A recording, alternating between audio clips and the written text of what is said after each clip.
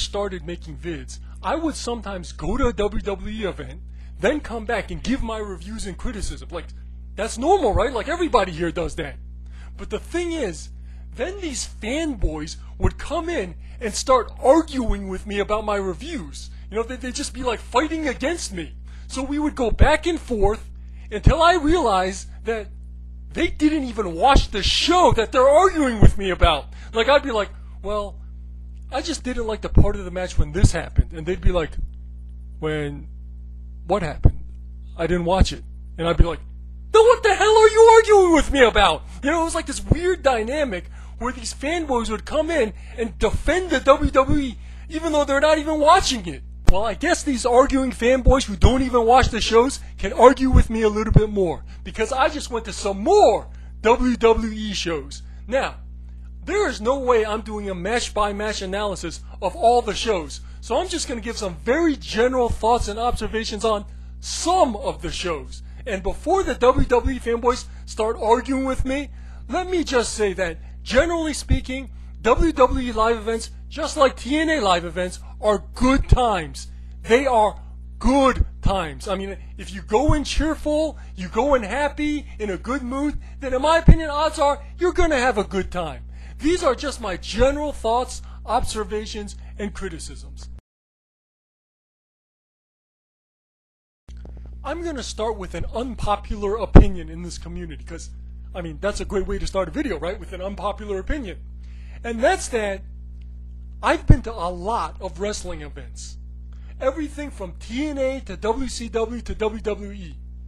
And some of the least enjoyable events I've been to have been ROH and NXT, alright? I mean, and the main thing is it's just not my scene, right? It's not my scene. I mean, it's that smarky fanboy environment, you know, and you know exactly what I'm talking about. That smarky fanboy environment. And I think you'd agree that it's not for everyone. The environment is not for everyone. I mean, imagine someone who looks like Kevin Owens. Imagine someone who looks like Kevin Owens, right? Kevin Owens.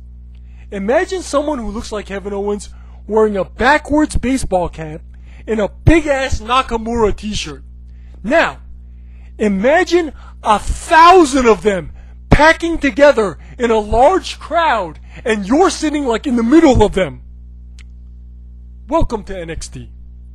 Smarky crowd environments are characterized by hundreds of fanboys who look like Kevin Owens overreacting to vanilla indie jobbers flipping around because it makes them feel like superior wrestling fans. I mean, all these fake-looking moves and flips, and they're like, oh, oh, oh, oh, you know, like, I think there was a part in NXT Takeover where one of the wrestlers fell to the outside of the ring. He was like on the top rope, and he fell to the outside of the ring. And the crowd was like, oh, oh, this is awesome, this is awesome. It's like mega overreaction to vanilla jobbers. Now, of course, these smarky crowd reactions do not represent the mainstream audience. People talked about how Daniel Bryan was not actually as popular as his crowd reactions. And at NXT TakeOver, when Tyler Bate came out, the crowd went crazy. They went nuts, like he was The Rock. But is he The Rock? Does that mean he's as popular as The Rock? No, of course not. Most people don't know who the hell Tyler Bate is. But these smarky fanboys overreact to these vanilla jobbers so much that it creates the illusion of popularity. But it's not real. The popularity isn't real. Most people don't actually care about the UK title, and Raw ratings are at 1.9. And any fanboy who says that the NXT TakeOver arena was jam-packed is full of crap. Other than the camera side, the upper sections of the arena were empty.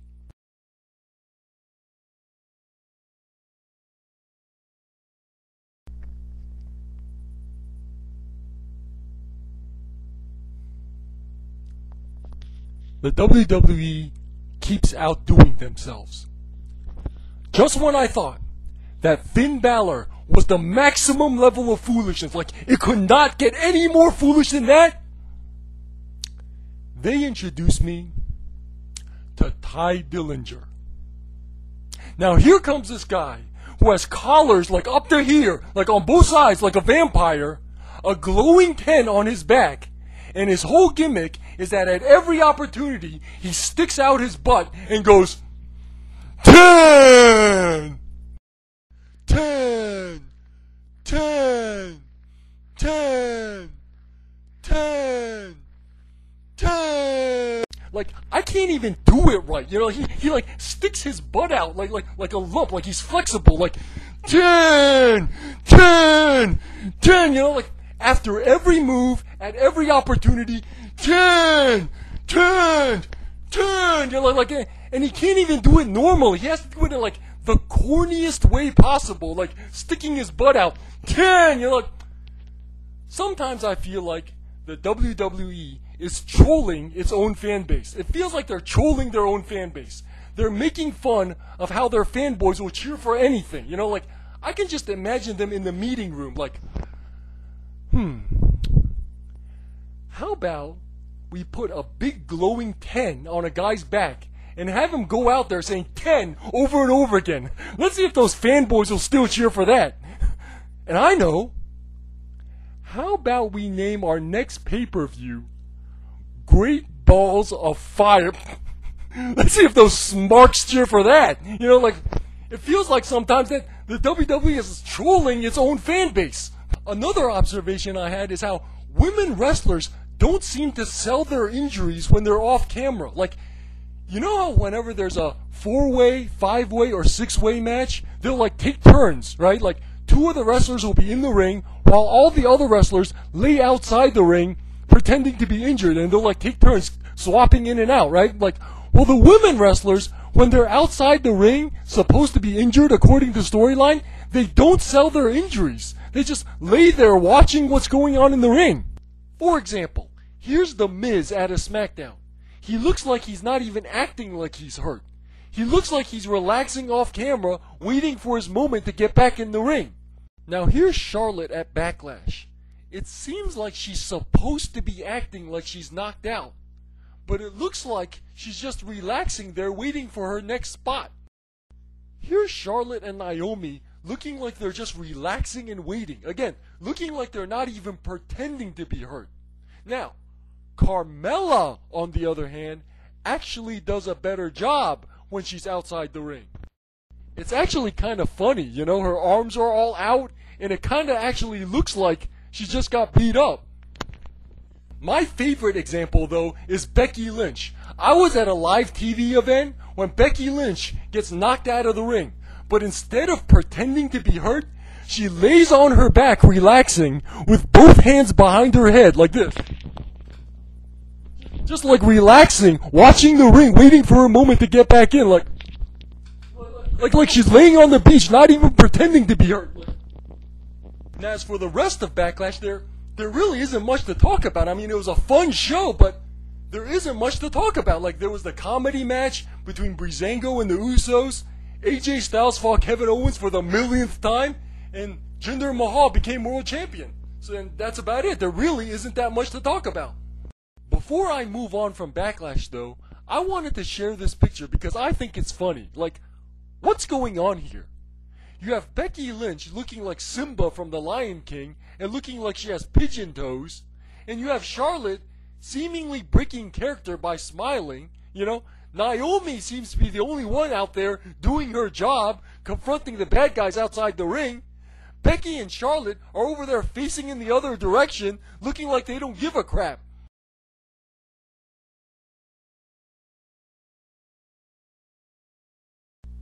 Now let's talk about Extreme Rules. First of all, I think the whole Bayley gimmick has run its course. I mean, why the hell does the WWE Women's Division feature a grown woman with a sideways ponytail acting like she's 10 years old? I mean, come on. There was no way that was going to last. People are going to start booing. I mean, Bayley, she doesn't even look like a wrestler. She looks like she belongs at like a theme park or something, like Disneyland or Six Flags. Like, you know how at theme parks they have those street performers singing and dancing? That's where Bayley belongs. I mean, imagine Bayley in colorful outfits with background dancers at a theme park. Like, welcome to Six Flags. Dun, dun, dun, dun, dun, dun, dun, dun, dun, dun, dun, dun. Welcome to Six Flags. Dun, dun, dun. And the little kids are like, yay, you know, like, that's the audience, right? That's where Bayley fits in, singing and dancing at a theme park with the Spirit Squad, not fighting Charlotte at WrestleMania in front of a bunch of big fat fanboys. That's not the audience. They're gonna start booing. I always thought that Bayley's fan support was more organic. Like, I thought it was real fans that were bringing those hugger section signs. But no, at Extreme Rules, the signs were already waiting on people's chairs. Now, the first match at Extreme Rules was Apollo Crews versus Kalisto in yet another size doesn't matter match. Apollo Crews is big like Bobby Lashley, yet for some reason he's getting kicked around by Kalisto like they're the same size. Like, so let me get this straight. Little Kalisto now has wins over Braun Strowman and Apollo Crews. Like, how am I supposed to connect with this? As for the rest of the card, it was a fun event, but my main thing was that there was nothing extreme about it. Like a 5-way match, a submission match, a cage match. There's nothing extreme about any of this. Like, even the kendo stick on a pole match. They had one of those at Survivor Series 92 during the family era at Thanksgiving. Nothing hardcore about that. But I wanted to give some credit to the guys in the 5-way main event at Extreme Rules. Because unlike the women wrestlers, these guys, when they got knocked out of the ring, they actually sold it. Like when Samoa Joe and Roman Reigns got knocked out of the ring, they were like, ah, ah. They were actually selling it. Unlike the women wrestlers like Charlotte, Becky Lynch, and The Miz, who would just stay there and watch. These guys were selling it on camera and off, which made the match more exciting. But as for the match itself, like, I couldn't see most of it because Finn Balor's head was in the way. But overall, it was a fun event, just like most wrestling events are. On a final note, I just have one thing to say about the Raw after Extreme Rules, and that's that, did you see the way Alexa Bliss was getting triple teamed by those 3 other women? She's supposed to be the world champion, yet she's getting pushed around by 3 larger women. Her storyline is crying out for a bodyguard character. I've been saying for so many videos now that Alexa Bliss needs a bodyguard character. If she's going to get that Shawn Michaels push, she needs her Diesel as soon as possible.